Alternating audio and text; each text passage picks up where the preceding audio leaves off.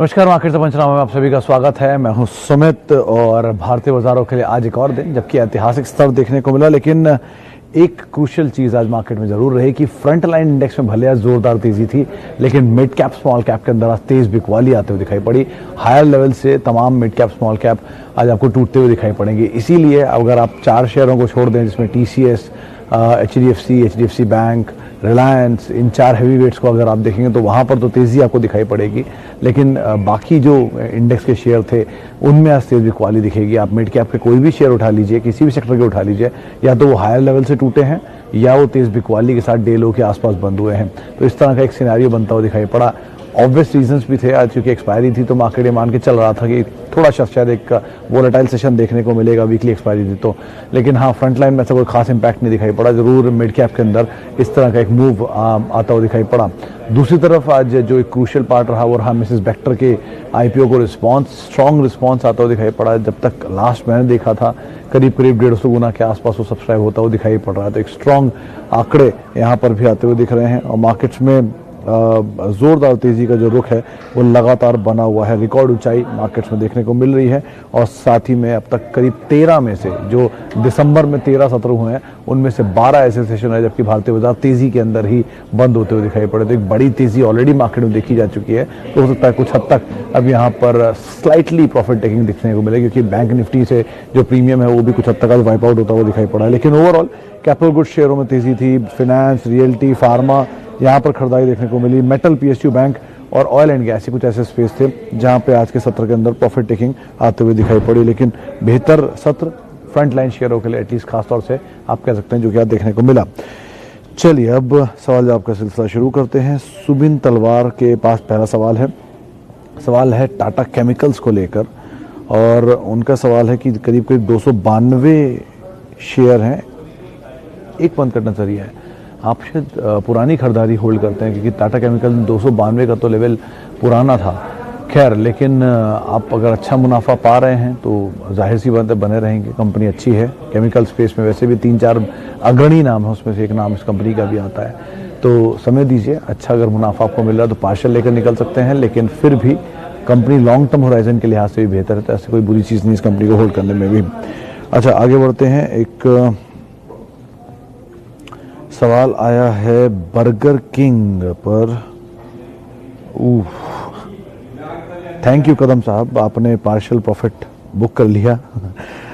लेकिन burger king के case में ये ज़रूर है कि ऑलरेडी एक बड़ी तेज़ी इसमें देखी गई है, तो एटलीस्ट जिनके पास भी है वो स्लाइटली प्रॉफिट लेकर निकल सकते हैं। हो सकता है कल आपको फिर ये नीचे मिले या होता है दोबारा इसमें कोई लोअर लेवल से बाइंग आए, तो इस तरह के मूव रहेंगे। लेकिन आप अपना हॉराइजन क्लियर कर लीजिए। अगर आप समय दे सकते हैं तो ज़रूर बने रहिए, अगर आप समय नहीं दे सकते हैं तो आप एटलीस्ट प्रॉफिट लेके पार्शियली निकल जाइए। नीचे के लेवल पर दोबारा आप एंटर कर लें।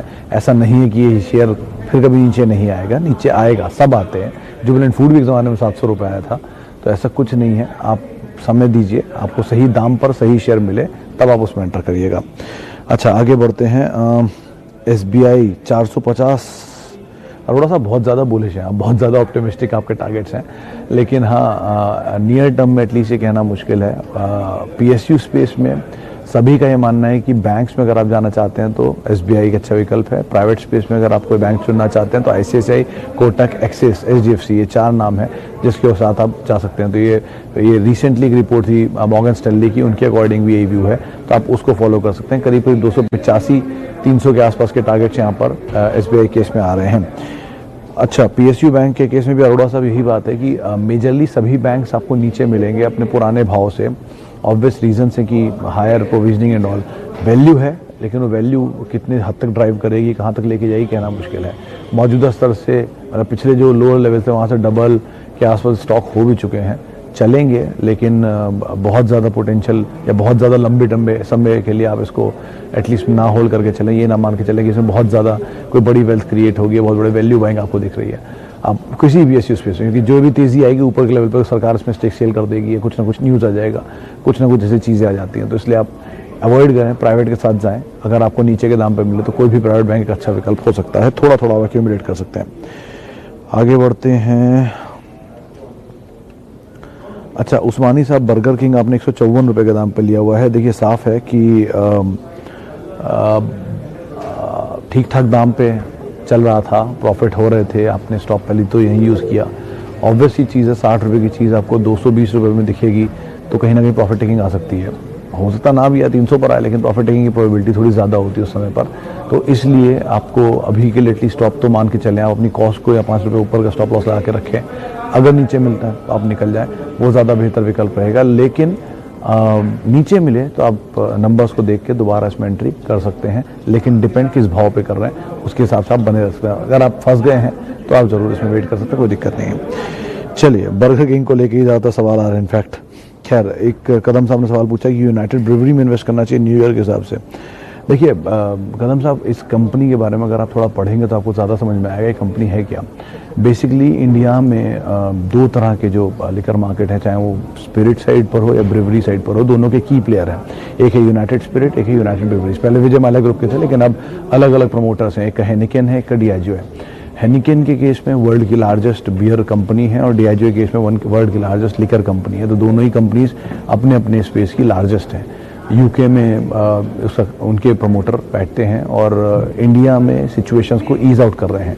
Demand wise 52% market share own करता है यूनाइटेड ब्रूवरीज और करीब करीब 70-75% प्रीमियम मार्केट का ओन करता है यूनाइटेड स्पिरिट्स। तो ये दोनों कंपनीज अपने अपने स्पेस की बेस्ट कंपनीज हैं, आप इनको ले सकते हैं, लेकिन सिर्फ न्यू ईयर के लिए नहीं। ये एक्यूमुलेट करने वाले स्टॉक है। आप ये मत भूलें कि एक मल्टीनेशनल कंपनी को एक्यूमुलेट कर रहे हैं। वो बात अलग है, उसने डिविडेंड देना शुरू नहीं किया, लेकिन जिस दिन सिचुएशन चेंज होगी उस सिनेरियो में कुछ और होगा, तो आप उस हिसाब से आप इसको देख सकते हैं। आगे बढ़ते हैं। पीएनबी होल्ड और सेल। सिंह साहब, आज ही एक रिपोर्ट थी, 25 रुपये का टारगेट आया था पीएनबी पे, आज निकल रहा था, एक रिपोर्ट थी 25 रुपये का टारगेट था, जेफरीज की शायद वो रिपोर्ट थी। देखिए, साफ है कि कोई भी सरकारी कंपनी जितनी भी तेज चलेगी उतना सरकार आके उसमें हिस्सा बेचने के लिए तैयार रहेगी, चाहे वो सेल हो, गेल हो, बीएचईएल हो, बीईएल हो, बीईएमएल हो या बैंक्स हो। ये बहुत एक सिंपल रूल है कि जब भी कोई चीज़ तेज़ चलेगी सरकारी, अब ऑब्वियसली बात है अगर आपके पास भी वो शेयर होंगे तो आप भी ऊपर के लेवल पे बेचने की कोशिश करेंगे। सरकार सबसे बड़ा स्टेक रखती है और उनको पैसे की ज़रूरत होती है विनिवेश के लिए या फिर बाकी चीज़ों के लिए, तो स्टेक सेल सबसे अच्छा ऑप्शन है। तो ऊपर के लेवल पे स्टेक सेल ईजिली होता रहेगा। तो जब भी कोई सरकारी बैंक या कंपनी में इन्वेस्ट करते हैं इस चीज़ को ज़रूर ध्यान में रखें और अकॉर्डिंगली फैसला लें। शिल्पा मेडिकेयर, आयुष शुक्ला साहब, सेम लेवल पे यानी 405 406 ये क्रूशियल लेवल है जो वो तोड़ता नहीं है हर बार आकर, अभी वो रेंज में ही है और बहुत लंबे समय से एक दायरे के अंदर काम काज कर रहा है। तो कभी भी ये दायरा टूटता है 490 92 ऊपर के लेवल या 95 के लेवल तोड़ता है, 500 भी तोड़ देता है, तो एक बड़ी तेज़ी देखने को मिल सकती है। तो आप इन चीज़ दोनों लेवल पर नजर रखें, नीचे 407 ऊपर 490 95। अच्छा, मार्केट क्रैश कब होगा? मिश्रा साहब एक बात बताइए, मार्केट क्रैश होगा एक दिन, सबको पता है, और वो दिन आएगा, कभी भी आएगा, आज नहीं तो कल, नहीं तो परसों, नहीं तो नरसों, कभी भी। लेकिन उस एक दिन की उम्मीद में जो तेज़ी के इतने दिन आप मिस करेंगे वो भी तो गलत है ना। तो पैसा तो जाएगा एक ना एक दिन क्रैश में, तो उसके चक्कर में बाकी सारी अपॉर्चुनिटी क्यों मिस कर रहे हैं? ठीक है, सोच कर समझ कर अच्छी कंपनियों में नीचे के लेवल पे बाय करें, हमेशा अच्छा रहता है। लेकिन ऐसा एटलीस्ट वेट ना करें कि बाजार नीचे आएगा तो ही दिन लेंगे। हर दिन अच्छी कंपनियों के लिए अच्छे दिन होते हैं। HDFC 2400, 2200, 2000, 1800, 1600, 1200, इवन 1000, इन लेवल्स पे अगर मिलते जाएंगे तो आप एक्यूमुलेट कर सकते हैं। 10 10 20 20 50 50 शेयर करके आप एक्यूमुलेट करिए। क्वालिटी कंपनी है, SIP फॉर्म में भर खरीदारी करिए, अच्छा पोर्टफोलियो बिल्ड हो जाएगा। क्यों एक दिन के क्रैश का वेट कर रहे हैं, 2 दिन के क्रैश का वेट कर रहे हैं? अच्छा, आगे बढ़ते हैं। RBL बैंक 179 एक साल अवॉइड कर सकते हैं आप, इसमें से निकल कर आप कोटक, एक्सिस, ICICI और HDFC, इन 4 बैंकों पे ही रहें, वो ज़्यादा बेहतर है। NBCC, हरदीप सिंह साहब, अगर आप NBCC को, मतलब मैं शुरू से एक ही बात समझता हूँ इसमें कि NBCC 35-40 रुपये बहुत महंगा शेयर है। उसकी वजह क्योंकि NBCC ऐसा नहीं है कि ये भाव पे ये आया था, ये जिस भाव पे आया था वहाँ से चला, वहाँ जाके इसमें स्प्लिट और बोनस आया और उसके बाद ये दाम आया, तो उसके बाद टूट के 15 रुपये, 16 रुपये, 18 रुपये तक भी गया। वो लेवल इसके लिए आइडियल लेवल है जहाँ पर आप इसमें एंटर कर सकते हैं। ऑर्डर बुक साउंड है, कंपनी अच्छी है, बिजनेस ठीक है, लेकिन ऑब्वियसली बात है इक्विटी फ्लोट इतना बड़ा है कि शेयर चलना आसान नहीं होगा। तो आप उस लिहाज से इसमें रणनीति अपनी बना सकते हैं। चलिए, तानला प्लेटफॉर्म, सतीश जी भूले नहीं, 700% रिटर्न देने वाला इस साल का सबसे बड़ा परफॉर्मर है। तो जब परफॉर्मर तेज़ी दिखाता है तो उसी तरह से नीचे भी आता है। 100 रुपये की चीज़ 10% बढ़ेगी, 110 पहुँचेगी। 110 रुपये की चीज़ 10% टूटेगी तो 9.5 आ जाएगी ना, ऑब्वियस सी बात है। तो उस तरह की रणनीति हो रही है, तेज़ी दिखाई, अब थोड़ा ईज आउट हो रहा है। और जिस बिज़नेस में बिज़नेस ठीक है, ग्रोथ अच्छी है, लेकिन ऑब्वियस सी बात है बहुत सारी चीज़ें ज़रूरत से ज़्यादा परफॉर्म नहीं किया, लेकिन एंटिसिपेशन में चल रहा है। तो वो एंटिसिपेशन जब फिजल आउट होंगी तो कुछ इसी तरह हिसाब किताब बनेगा। तो जब तक परफॉर्मेंस ना आए, नंबर से जो चीज़ सपोर्ट नहीं करती वो चीज़ कभी भी सस्टेन नहीं करती। तो एटलीस्ट सस्टेन करने के लिए इसको नंबर्स देने पड़ेंगे। अगर नंबर आ रहे हैं तो आप बने रहिए, नंबर नहीं आ रहे तो आप निकल जाइए, सीधा रूल है इसके लिए। Which share are best for trading? Sir Talwar साहब, कोई भी वो शेयर जिसकी बीटा बहुत हाई होती है, यानी कि जिसमें इंट्राडे का मूव काफ़ी ज़्यादा स्विंग होता है, जैसे इंडिया बुल्स हाउसिंग है, DLF है, ये real estate space, housing finance space की कंपनीज हैं, पिरामल है, या फिर आप FMCG में अगर जाना चाहते हैं, FMCG में वैसे कोई ऐसी कंपनी है जो कि हाई बीटा वाली कंपनी हो, लेकिन आपको मेजरली ऑटो कंपनीज मिलेंगी, ऐसी एग्रेसिव कंपनीज जितनी हैं उन सब में ऐसे मूव आते हैं। तो और कंपनियां ट्रेडिंग के लिए अच्छी होती हैं, जहाँ वॉल्यूम कम हो।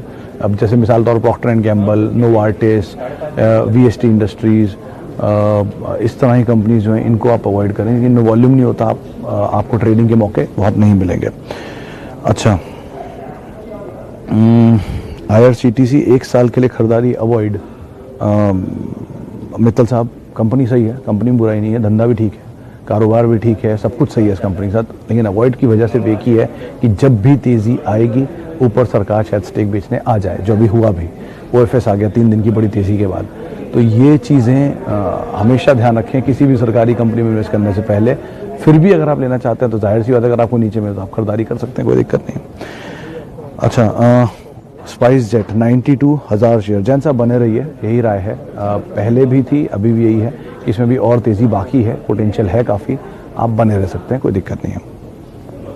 अच्छा, यस बैंक पर 20 रुपये पे, देखिए बहुत सीधी सी बात है सर, यस बैंक डबल भी हो सकता है, ट्रिपल भी हो सकता है, लेकिन पूरी तरह से स्पेक्यूलेशन के दम पर कोई नंबर अभी तक सपोर्टिव नहीं है। अगर Q3 के नंबर्स में कुछ सपोर्ट मिलता है, अच्छे आते हैं तो ज़्यादा बेटर है, अगर नहीं आते हैं तो फिर आप मत रहिए। लेकिन ये मतलब स्पेक्यूलेशन में चलने वाला शेयर है, फंडामेंटल में चलने वाला नहीं है। तो स्पेक्यूलेशन में आप खेलना चाह रहे तो खेलिए, लेकिन फंडामेंटल सपोर्ट नहीं करते हैं। अच्छा, लास्टली मैं एक सवाल और लेता हूँ। सवाल है, वोडाफोन में कितना इन्वेस्टमेंट किया जाए? सर बिल्कुल नहीं। मेरी तो यही सलाह, अगर मुझे समझ में आ रही कोई कंपनी तो ऑब्वियस ही बात है भारती और रिलायंस जियो के साथ ही जाऊँगा, वोडाफोन के सामने नहीं, क्योंकि जिनके बिजनेस में पिछले 5 महीने से लगातार सब्सक्राइबर घट रहे हैं, तो वो end of the day Vodafone किससे रेवेन्यू लाएगा? सब्सक्राइबर से ही। जब वही नहीं है तो किससे कारोबार कैसे बढ़ेगा? प्लस डेट, प्लस प्रमोटर पैसा डाल रहे हैं, कहीं डाल रहे हैं, नहीं डाल रहे हैं। और सबसे बड़ी बात कि इस कंपनी का इक्विटी साइज़, इंडिया में सबसे बड़ी इक्विटी वाली कोई कंपनी अगर है तो वो वोडाफोन है। 2880 करोड़ शेयर हैं बाजार में इसके, तो आप खुद ही लगाइए अंदाज़ा, 135 करोड़ की आबादी और 2880 करोड़ के शेयर है मार्केट में। इतनी बड़ी इक्विटी फ्लोट इसकी है, ITC की है, यस बैंक की है, ONGC की है, IOB की है, उन सबकी हालत आप देख ही रहे हैं। तो आप बेटर है अवॉइड करें, सेफ कंपनियों में रहें, स्टिक करें उनके साथ, बने रहें अच्छे बिजनेस में, इन्वेस्ट करें हर फॉल में, सीधा तरीका है और अच्छा पैसा बनता है ऐसे। आप उस हिसाब से अपनी रणनीति बना सकते हैं। चलिए, अब समय का थोड़ा अभाव, इसलिए माफ़ी चाहूँगा जिन लोगों से बातचीत नहीं कर पाए उनसे माफ़ी, जिन लोगों से हमने बातचीत की, जिनके सवाल लिए उनका बहुत बहुत शुक्रिया हमारे साथ जुड़ने के लिए। आप